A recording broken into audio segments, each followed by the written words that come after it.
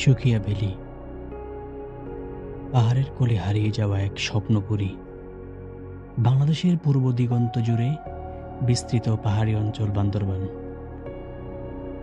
আর তার মাঝে লুকিয়ে থাকা এক স্বর্গীয় গন্তব্য হল সুখিয়া ভ্যালি। লামা উপজেলায় অবস্থিত এই অপরূপ উপত্যকা দিনে দিনে হয়ে উঠেছে প্রকৃতি প্রেমীদের নতুন প্রিয় ঠিকানা। যারা শহরের কোলাহল ভুলে প্রকৃতির কোলে কিছুটা শান্তি খুঁজে নিতে চান, তাদের জন্য সুখিয়া ভ্যালি যেন এক নৈসর্গিক ডাক। সুখিয়া ভ্যালির সবচেয়ে বড় আকর্ষণ এর প্রাকৃতিক দৃশ্যপট। একদিকে সুউচ্চ সবুজ পাহাড়, অন্যদিকে ছুটে চলা ছোট ছোট ঝিরি ঝর্ণা।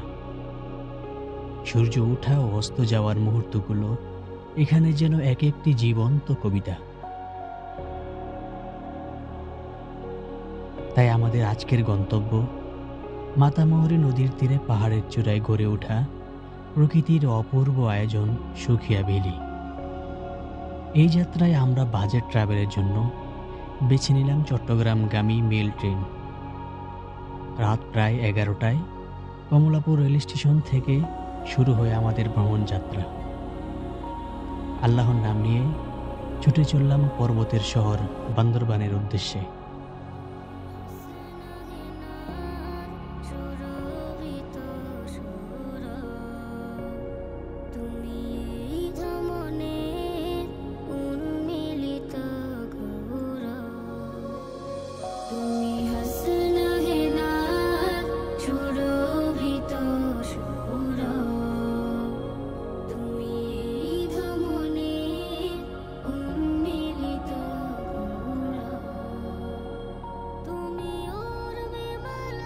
এখন সময় সকাল 9টা। আমরা এখন বাণিজ্যিক শহর চট্টগ্রামে আসলাম। এখান থেকে যেতে হবে আমাদের চকরিয়া। সকালের নাস্তা করে কক্সবাজারগামী বাসে উঠে আমরা রওনা হলাম।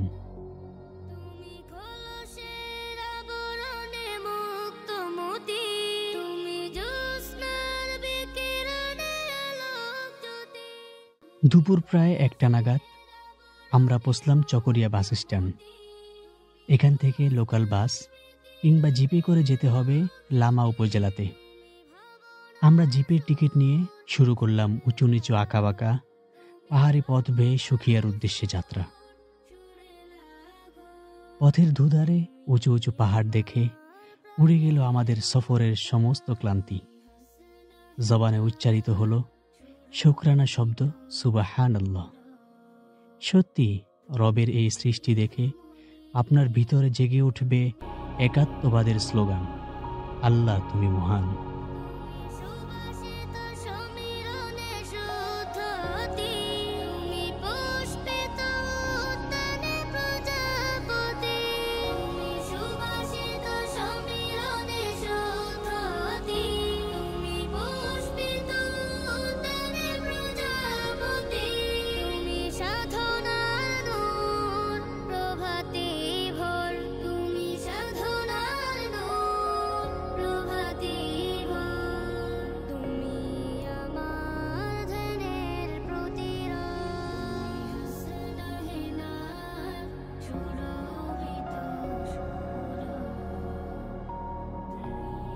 ঘণ্টাখানিক পরে আমরা এসে পড়লাম কাঙ্ক্ষিত সুখিয়া ভ্যালির পাহাড়ের পাদদেশে।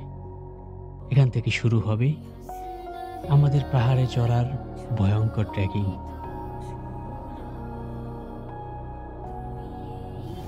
আসসালামু আলাইকুম রহমতুল্লাহ।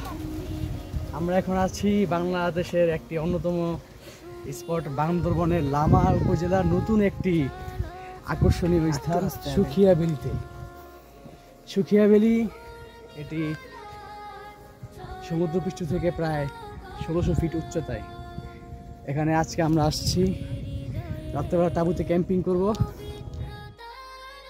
এক পাহাড় থেকে আরেক পাহাড় যেতে যেতে আমরা প্রায় ক্লান্ত হয়ে পড়েছি। নিঃশ্বাসের এলোপাথারি আগমনে আমরা বিরক্ত বোধ করছিলাম, কিন্তু হঠাৎ সুখিয়ার চূড়া দেখে আমরা আনন্দে আত্মহারা। মনকে সান্ত্বনা দিলাম, এই তো আর কিছু পথ।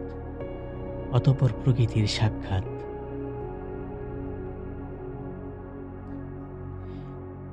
সুখিয়াবেলিতে এখন বেশ কিছু রিসোর্ট ও কটেজ গড়ে উঠেছে। বিশেষ করে ইকো রিসোর্ট বা রিভার ভিউ কটেজ বেশ জনপ্রিয়।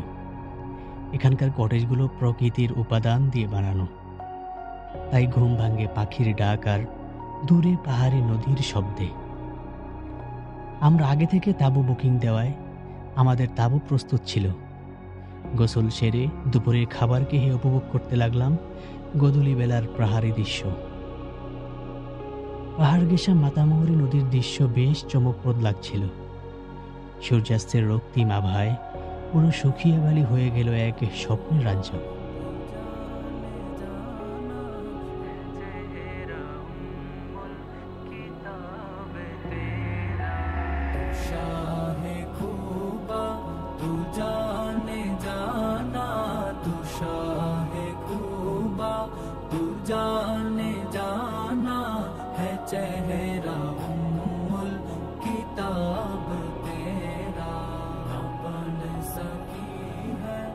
রাতের খাবার হিসাবে মেনু আছে বারবিকিউ ও পরোটা।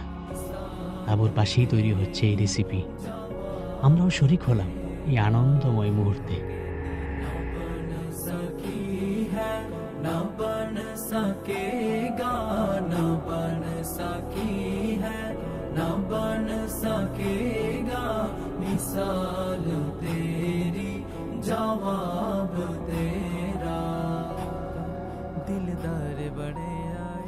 রাতের খাবার খেয়ে চলে গেলাম ঘুমের রাজ্যে। সারাদিনের ক্লান্তিতে দ্রুত চলে আসলো আমাদের ঘুম। সকালের মিষ্টি রোদ আর মেঘের ভেলায় ভাষার প্রহর গুনছিলাম স্বপ্নে স্বপ্নে।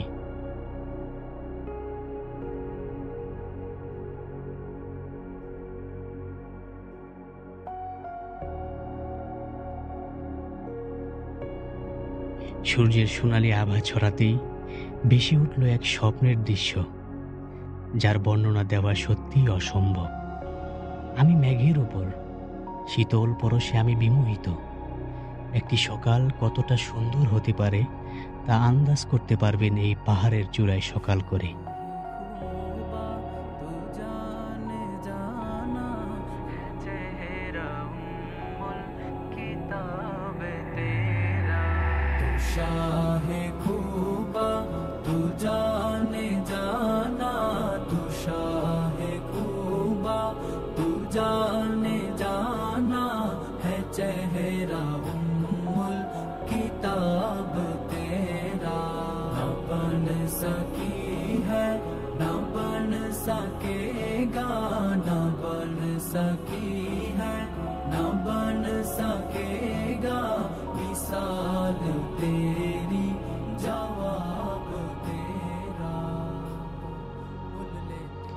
কখন যে কেটে গেল 3টা ঘন্টা টেরও পেলাম না। বেলা 9টায় আমাদেরকে দিল ভুনা খিচুড়ি ও ডিম। মেঘের সাথে আলিঙ্গন করতে করতে উপভোগ করলাম এই আয়োজন। নাস্তা শেষে বিদায় জানালাম এই সৌন্দর্যের আধার সুখিয়া ভ্যালিকে। সত্যি আমাদের মন ছুঁয়ে দিল।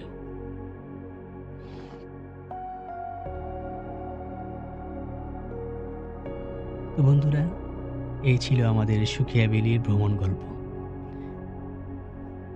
আপনি যদি পাহাড়ের চূড়ায় একটি সুন্দর রাত কাটাতে চান, কিংবা সকালের সূর্য আর মেঘের বেলায় ভাসতে চান, তাহলে আপনার জন্য একটি গন্তব্য হতে পারে এই সুখিয়া ভ্যালি। আজকের মতো এখানেই বিদায় নিচ্ছি। ভালো থাকবেন, সুস্থ থাকবেন। দেখা হবে আবার কোনো নতুন গন্তব্যে।